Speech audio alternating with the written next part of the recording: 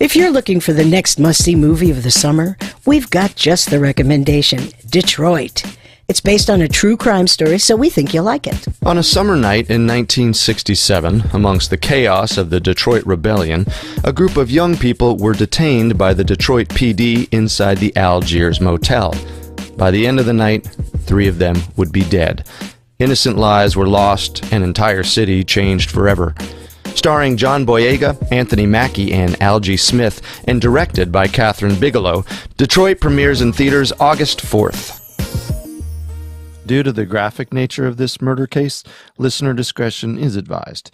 This episode includes dramatizations and discussions of murder and assault that some people may find offensive. We advise extreme caution for children under 13. Now, enjoy the show.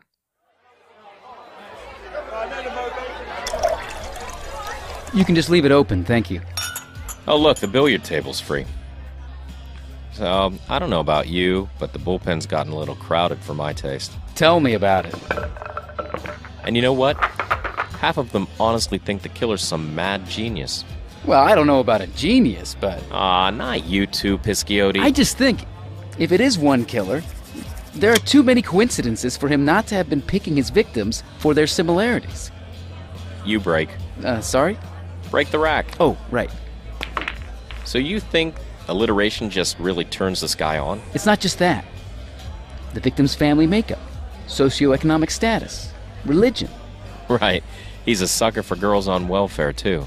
Could he be choosing some of the girls because he sees something in them? You know, that he connects to on a personal level. If he grew up in a single-parent family with financial hardships himself. Except we're not talking about a troubled man who's trying to make new friends. We're talking about a sexual predator. He chooses his victims because they're 11 years old, and that's what the sicko is sexually attracted to. Nice shot. Don't you think it could be both, though? That he seeks them out for their age and the other things that they have in common? No, I don't. Because he isn't keeping them alive long enough to form this magical connection you're talking about. If it's exclusively about sex, then how come none of the victims looked anything alike? Why doesn't he have a physical type? Because pedophiles can't afford to be choosy. Nah, man, there's something else going on here. I just can't put my finger on it. Ah, man. You've never played pool a day in your life, have you? That obvious? Come on, let's get another drink and you can tell me what's swirling around in that head of yours.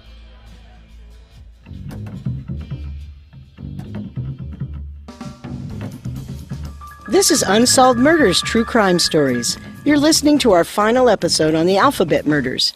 If you want to hear our investigation into other cold cases, you can listen, subscribe, and write reviews on your favorite podcast directory. You can also listen through our website, parcast.com, spelled Parcast.com. I'm your host, Wendy McKenzie. And I'm your other host, Carter Roy. Now, back to the puzzling case of the Alphabet murders.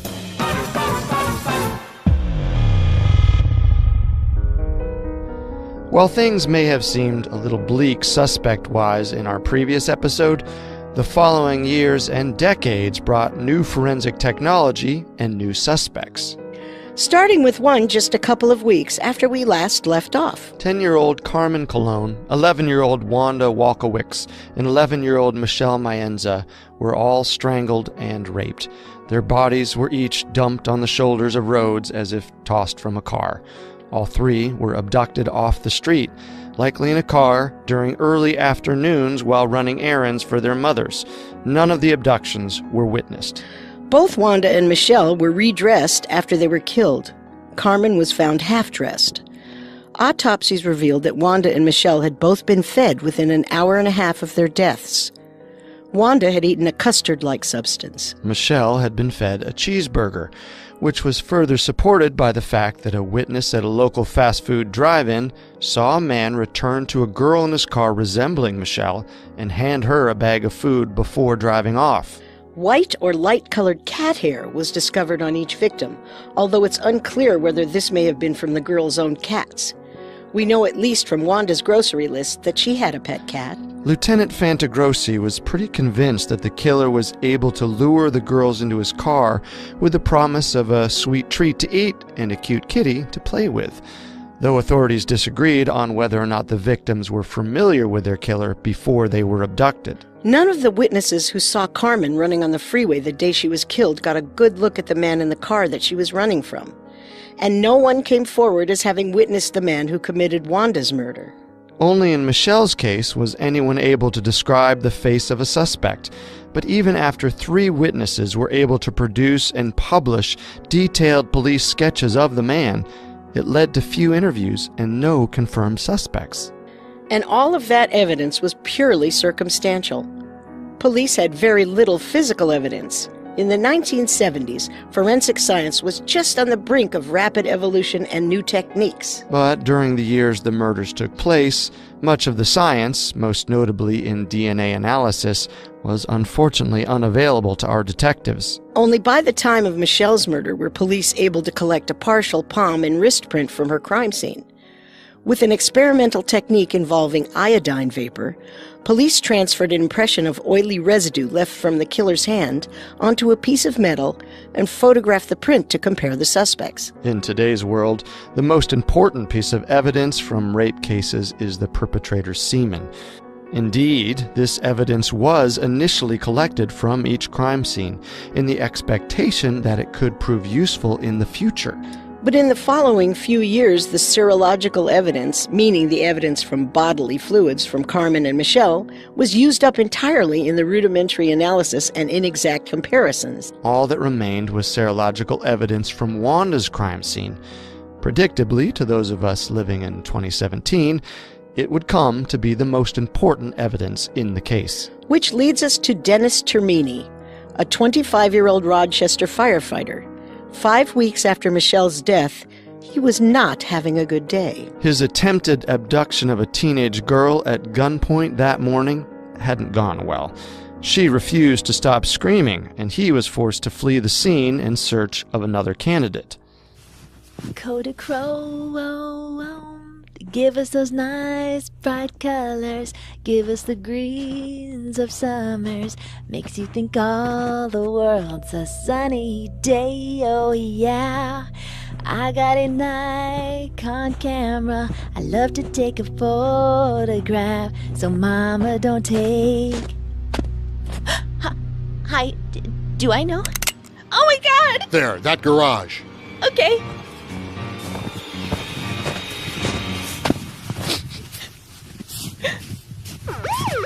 Freeze! NYPD!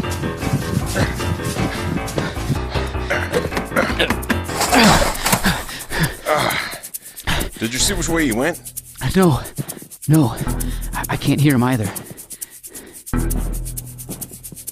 There, do those look like fresh footprints to you? Hell yeah, they do. He's in the car in that driveway! He's armed, Morph. Requesting backup on Fieldwood Drive off of Waring. Armed suspect has locked himself inside a car. Dennis Termini shot himself in the temple, taking his own life before he could be questioned. It was discovered he was the garage rapist who had been evading Rochester police since the previous January. Could he have been the alphabet killer as well?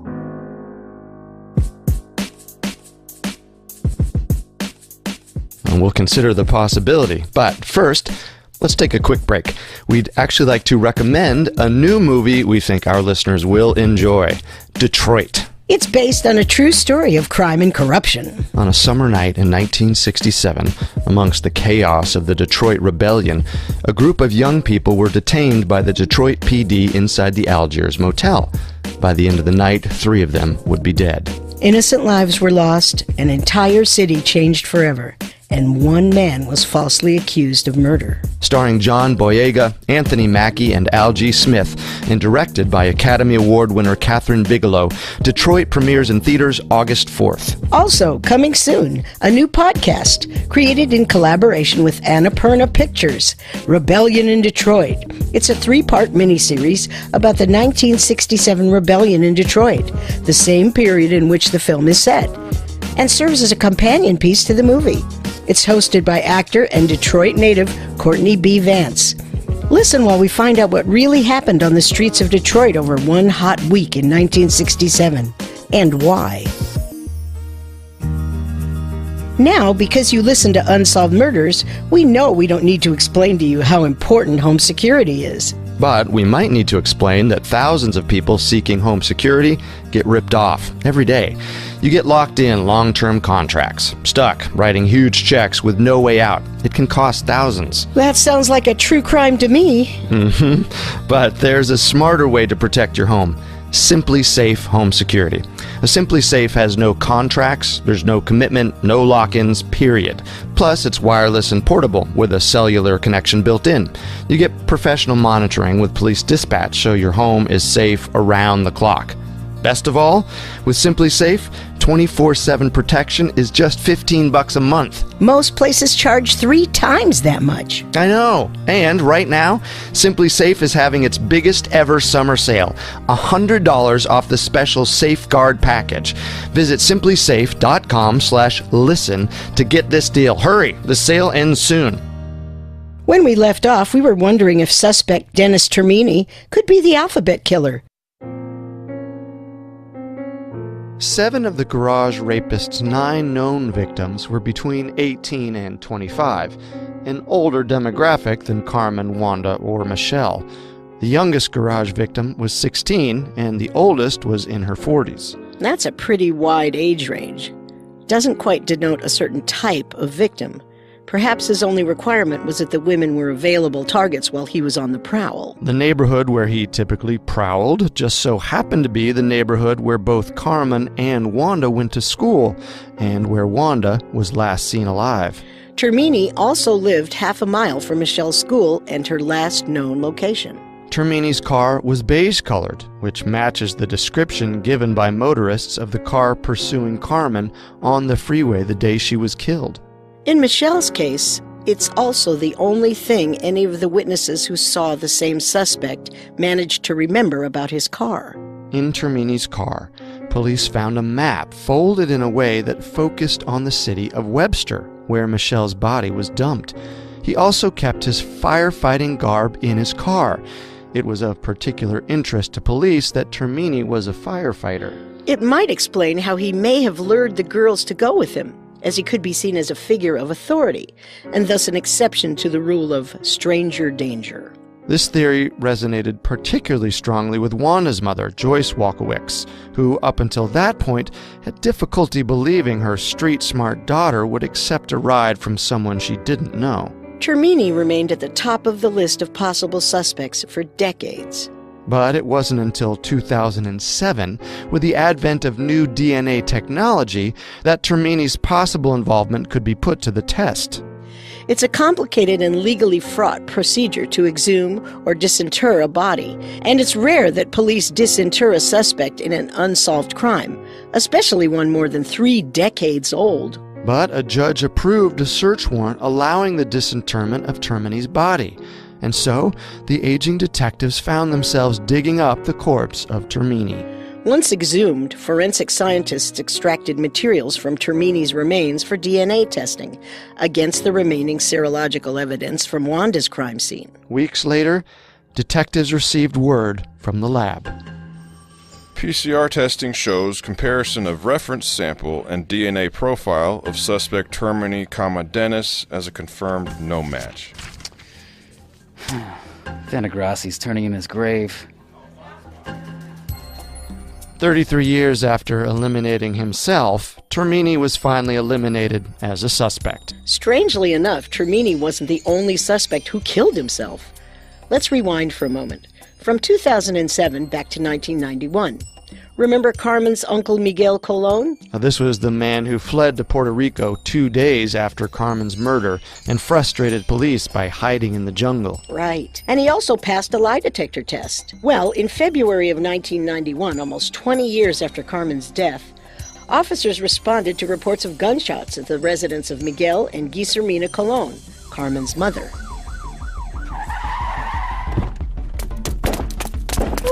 Por favor, no. Por favor, mi amor, no, no. Ay. Ay, Hands up! Drop the weapon! Shoot me! I need you to drop the weapon! Shoot me! Sir, if you drop the gun, no one needs to get hurt. Shoot me! Please! Just put the... No! Don't!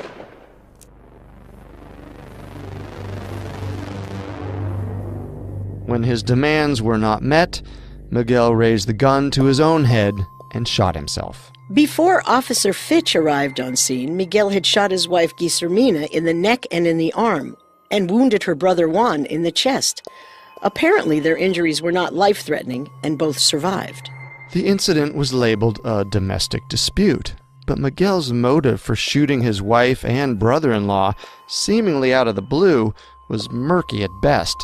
Jealousy and financial woes were brought up. Guilt and shame were not. Detectives had long suspected the Colon family of harboring secrets about Miguel. Like how he may have killed his niece in cold blood. But no one brought forward any such suspicions after his death.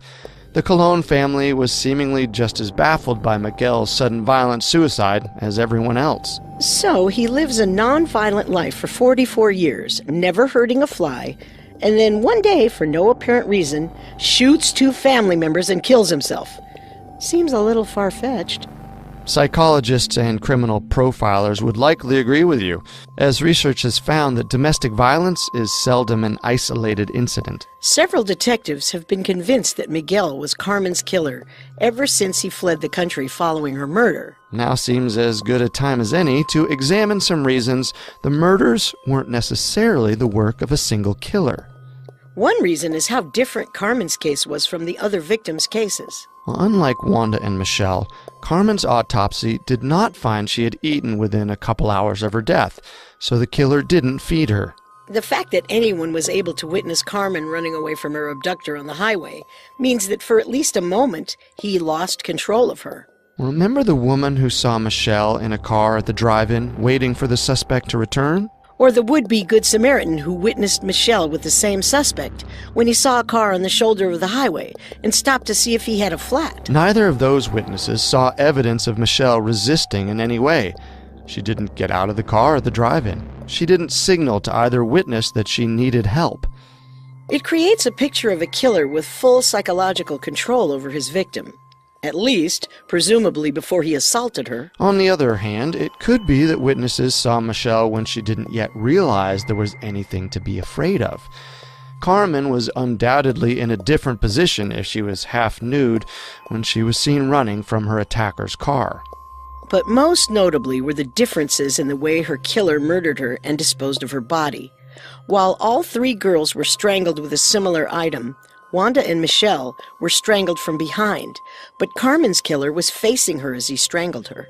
The majority of strangulations occur from behind. It's an easier position from which to inflict fatal pressure and carries the advantage of being less vulnerable to the flailing limbs of the victim fighting back. According to criminal psychologists, face-to-face strangulation is associated more commonly with anger at the victim. Carmen was found far more battered than the other 2 girls. Fingernail prints scarred much of her body. Her skull had been fractured. She was not paid the relative respect of being redressed before she was disposed of. But that may have been because she tried to run away already naked from the waist down, and in the killer's haste to recapture her, her pants may have simply just been forgotten. Regardless, her murder was undeniably far more brutal than the other 2, and that suggested a much more emotional killer. Maybe he was enraged by how close she came to getting away. Or perhaps it was due to the intensity of emotions criminal psychologists have associated with the pedophiles, who have a close personal relationship to their victim. Police may have been divided on whether the slayings were committed by one or multiple killers, but the copious similarities between Carmen, Wanda, and Michelle caught the attention of the nation, and deservedly so.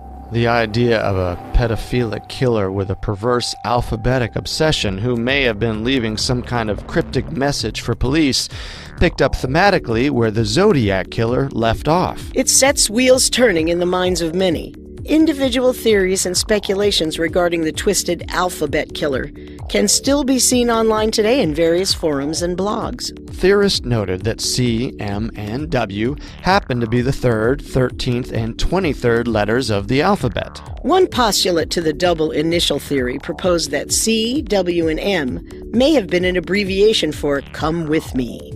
All right, wait, hold on. What? Why? I believe it was an assumption of what the killer may have said to his victims before abducting them. Oh, okay, but why come with me? Who decided that was the reigning abbreviation? Why not, for example, the creepy but fitting "children with men," or the blunt and succinct "children were murdered," the idiomatic "come what may"? Honestly, all equally plausible combinations. Well, at a certain point, some people stopped believing the details of the case could be coincidental and started thinking, what are the odds? So, what are the odds? I'm glad you asked, Carter, because we just so happen to have done a little number crunching of our own. We started, of course, with the likelihood of double initials. 1 in 26, right? Well, no, since that would assume that every letter in the alphabet is equally as likely to be the first initial of a name. Ah, right. Because rarely does anyone's name start with X, U, or Y, for example. Some initials are in fact substantially more popular than others. You may have noticed this if you've ever seen one of those kiosks of the touristy keychains with initials on them. No, good luck finding your kitschy initial keychain, Xavier. Luckily for initial monogrammers, and for us, the Social Security Administration keeps running tabs on baby name statistics, including the top 1,000 most popular names from every year since 1879. And they've added up the percent distribution of every letter?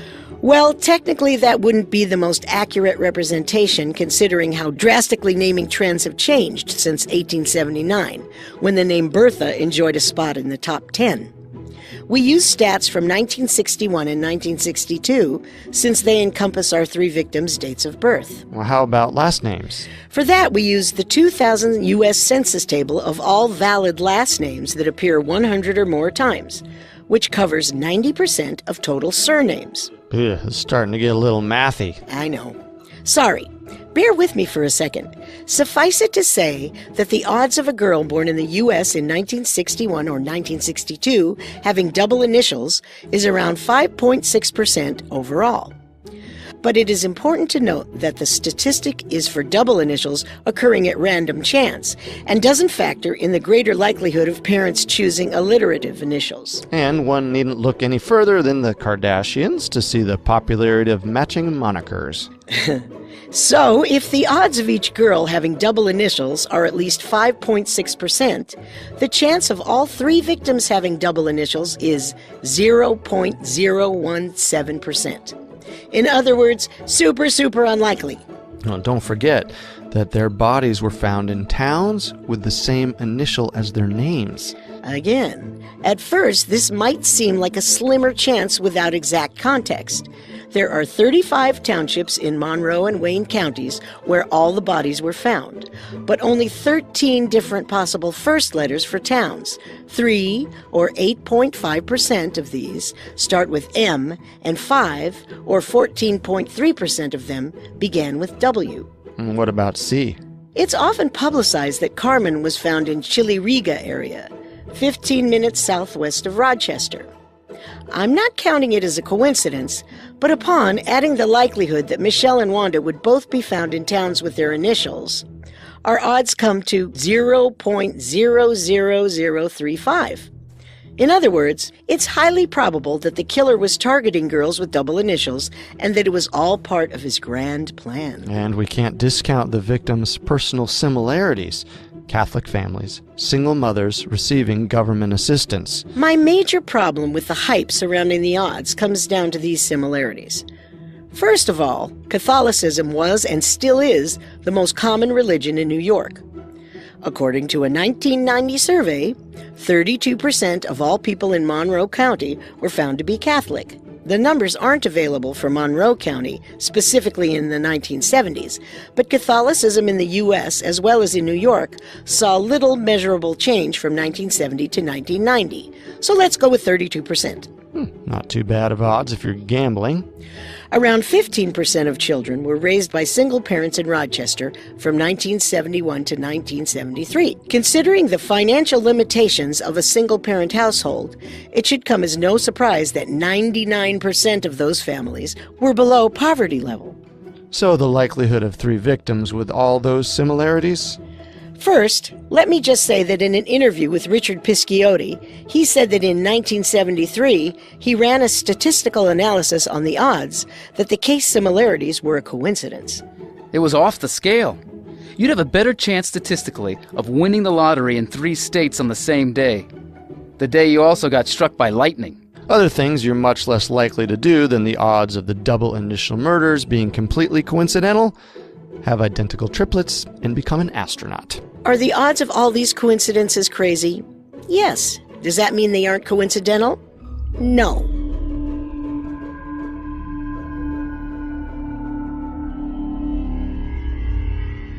If you're a serial killer junkie, or you were alive in the 1970s, chances are you're already familiar with our infamous third suspect, Kenneth Bianchi, also known as the Hillside Strangler. In Los Angeles, a killer the police are calling the Hillside Strangler has murdered 10 young women and left their bodies on the hillsides along the highway. Between October 1977 and February 1978, the Hillside Strangler, or as it became known, Hillside Stranglers, terrorized the LA area. The duo consisted of Kenneth Bianchi and Angelo Buono, 2 former Rochester natives. Following extensive media attention, Bianchi relocated to Washington, where he killed 2 more women, a pair of roommates. Without his methodical cousin and partner in crime, Buono, Bianchi botched the crime scene and left enough evidence for police to apprehend him the following day. Mr. Bianchi, for the charge of first-degree murder of Karen Mandick, how do you plead? Not guilty, Your Honor. For the charge of first-degree murder of Diane Wilder, how do you plead? Not guilty, Your Honor. Bianchi attempted to plead not guilty to all counts of murder by reason of insanity, citing multiple personality disorder and blaming an alter ego named Steve Walker for his crimes. However, a court psychologist found that Bianchi was faking, and he agreed to plead guilty and testify against Buono in exchange for leniency in his sentence. Here's where our case comes into play. Buono's lawyers became interested in the Alphabet murders when Bianchi suddenly changed his story on the witness stand. If Buono's defense team could prove that Bianchi acted alone in additional murders, it could also stand to help their client Buono's case. Because of this, Crow, one of the original detectives on the Alphabet murders case, came back into the fold.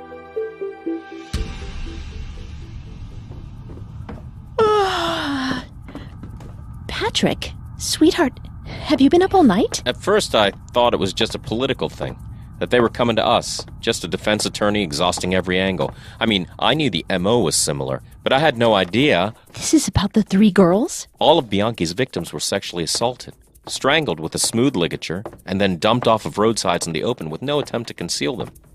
He was living here during the time of the murders. He didn't move to LA until 75. And while he was working here, he was an ice cream vendor. Pretty easy to get to know young girls in that line of work. Guess what else he did for work while he was here? Did you get any sleep at all? He worked as an ambulance driver and a security guard. Both of those come with a uniform, makes him look official. And if that wasn't enough, the guy went to Monroe Community College and he dropped out after the first semester. But he took classes in psychology and police science. He even applied for a job at the sheriff's office, but he was rejected. Wow. He could have been my colleague, Helen. He was right under our noses. Where are you going? Gotta get to the office. Patrick, it's 4 a.m. Love ya, hun. Another very important thing here was that in analyzing the evidence from Wanda's crime scene, forensic scientists determined that the perpetrator had a blood characteristic present in only 20% of males. And it just so happened that Bianchi possessed that blood characteristic. That was enough probable cause for a judge in L.A. to enforce that a wrist print from Bianchi be sent to a forensics expert to be compared with the wrist print for Michelle Maenza's murder. Reflective of just how long the Bianchi-Buono trial lasted, the print took 4 months to analyze before it was determined, you guessed it, not to be a match. Although it's worth mentioning that wrist prints are not as clear-cut as fingerprints, in that wrist prints do change over time as an individual ages and skin loses its elasticity. Bianchi was 25 at the time of Michelle's murder and 35 by the time the print was taken. Rochester detectives were quick to point out that not only was this particular test inconclusive, it didn't exonerate Bianchi from the other 2 murders. Even when serology tests proved Bianchi was not responsible for Wanda's murder, police had no intention of completely crossing him off their suspect list. Bianchi ended up confessing to 5 of the Hillside Strangler murders and was sentenced, along with Buono, to life in prison without parole. Hey, Reelan, you have a moment? What is it? There's a handwritten letter addressed to you. Not really time From for... Kenneth Bianchi. There is no physical trace evidence, witnesses, or admissions by me concerning those 3 murders. I did not commit those 3 murders. I respectfully request a final determination on this. Drop me as a suspect or charge me. This indefinite status must end. Not often you get a letter from a convicted murderer. I'm flattered. The detectives found it understandably bizarre to receive a letter from Bianchi in 1993 at random, considering that no one had pursued him as an active suspect in a decade. Dear Mr. Bianchi, we appreciate your letter. Unfortunately, we do not make judgments like this in cases in which there is no statute of limitations. Should I close with best wishes, or is that too much? This had detectives, and us, head-scratching. Bianchi was already serving a life sentence for 12 murders. Even if he were hypothetically charged with 1 or 2 of the Alphabet murders, what's a couple more? Well, he does have his reputation to think about. But everyone knows he's a serial killer. At that point, why not just embrace it? To be fair, in prison, child molesters occupy the lowest rung on the social totem pole and are often targeted, taunted, beaten, and sometimes even killed by fellow inmates. Sure, but Bianchi was already found to have molested and murdered a 12-year-old and a 14-year-old. Whatever the case, out of frustration, desperation, or lack of stimulation, Bianchi continues to spend his jail time penning letters trying to convince the media, the police, or anyone who will listen that he did not commit the Alphabet murders. Speaking of letters from convicted felons, the Rochester police also received an unrelated correspondence from a man in a maximum security prison alleging he had information on the case. Actually, several times over the span of more than a decade, they received letters from the same convict, always maintaining the same allegation, that he was fairly certain a relative of his committed all 3 of the murders. Police took saliva swabs from the relative and analyzed them, but the results were negative. Before we introduce our final serious suspect, a couple more honorable mentions for most disappointing leads. During interviews, police learned of another man who had acted suspiciously around the time of the 1973 murders. After Wanda's death, the suspect was said to have acted overly emotional, despite not being a close friend of the family. Reports also indicated that the man, who died in 1974, the year after the last murder, had told friends about his pedophilic desires. There was a similar allegation from a woman who said a friend of her brother's had once told her he was responsible for the Alphabet murders. Detectives did find the suspect's name in a funeral log for one of the victims and determined that he had once lived in the same apartment building as her. He also died in 1974. Both of these suspects were cleared when their biological children provided saliva swabs for testing. Let's fast forward to 2011 and meet Joseph Nasso. At the time, a 77-year-old, Rochester-born, former photographer with a history of petty crime in Northern California and Nevada. Nasso had a penchant for shoplifting and was caught on multiple occasions trying to steal women's underwear. it turned out that his relatively harmless but undeniably odd crime would lead to his undoing.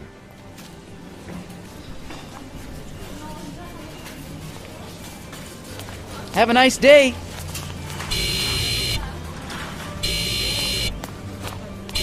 Amanda, did you see who it was? I think it was that old guy. Really? Sir! Excuse me, sir! The sticky-fingered senior citizen was arrested for grand theft for shoplifting from O'Reilly's in South Lake Tahoe, California. Grand theft is charged when the items total $950 or more. After his arrest, he was assigned a parole officer who, upon a routine check on Nassau in his Reno, Nevada residence, discovered piles of photographs. Not uncommon for a photographer. Of unconscious women in various states of undress, many of whom were posed as if to appear dead. Oh. There's more. There was a diary. The following are excerpts taken verbatim. Outside the front door, I overpowered her and ravaged her. I couldn't help myself. Picked up a gorgeous chick at a bus stop, headed for the cemetery, and started to kiss and molest her. It was hard work. Girl in North Buffalo Woods. She was real pretty. Had to knock her out first.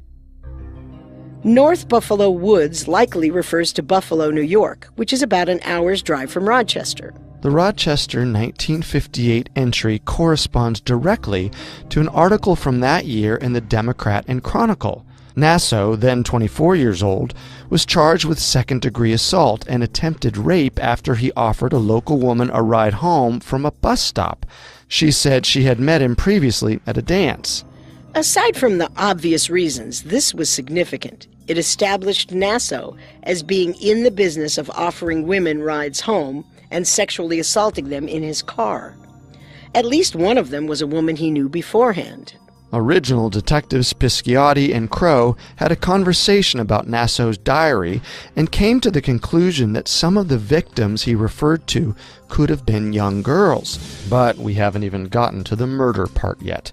A couple of the women posing as dead in Nassau's photographs were indeed dead. The listed locations of his crimes in the diary spanned California, Nevada, Colorado, and Florida. It didn't take long for police to connect the dots and match several of the locations to specific unsolved murders.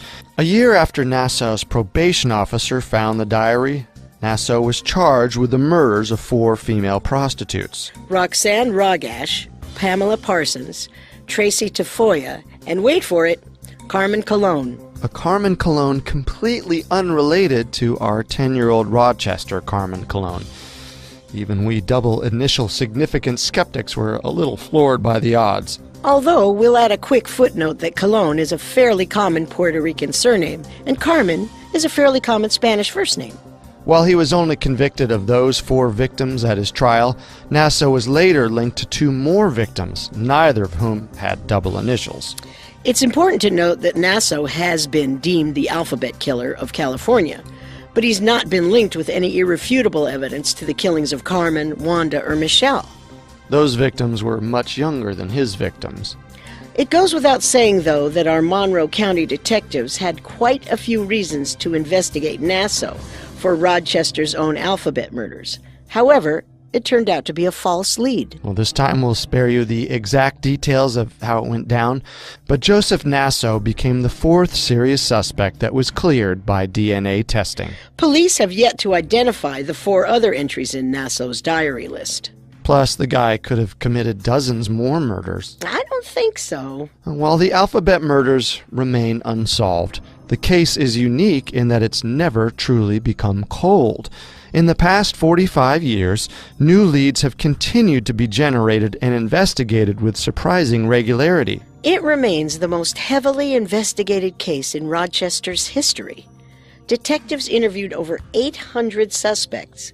They considered every witness line phone call. They followed up on every tip, no matter how insignificant it may have seemed. Every few years, police still meet up to discuss the investigation. There's a generational quality to it. an inherited sense of duty to the victims and their families. It's difficult to feel any sort of closure when deaths go unsolved. We hope that the Cologne, Walkowicz, and Mayenza families can take at least some comfort in knowing that police didn't, and still don't, leave a single stone unturned. For our money, we still think Miguel was Carmen's killer, and that Wanda and Michelle's murders were committed by a different individual. While we do believe that it's likely Wanda and Michelle were killed by the same person, we think the coincidences really were just that, coincidental. Well, the bizarre similarities between our young victims turned into a sensationalized serial killer story that may have rewritten facts and overshadowed the reality of these girls as individuals. But the double initials, even if they had nothing to do with their murders, unified Carmen, Wanda, and Michelle. It ensured that none of them were forgotten, that none of their deaths were any less important, and for 45 years that the search for their justice continued.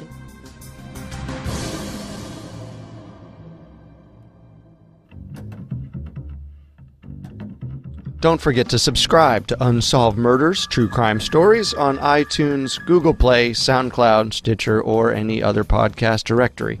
If you like what you hear, leave a 5-star review, or tell us what you think on Facebook or Twitter, @Parcast Network. A new episode comes out every Tuesday, and next Tuesday we'll investigate the case of Sir Harry Oakes. Thanks for listening. We'll see you next time. If we live till next time.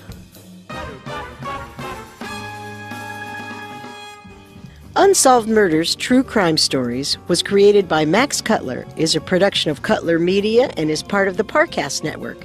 It's produced by Ron and Max Cutler, sound design by Ron Shapiro and Kenny Hobbs, with production assistance by Maggie Admire and written by Tori Zakor.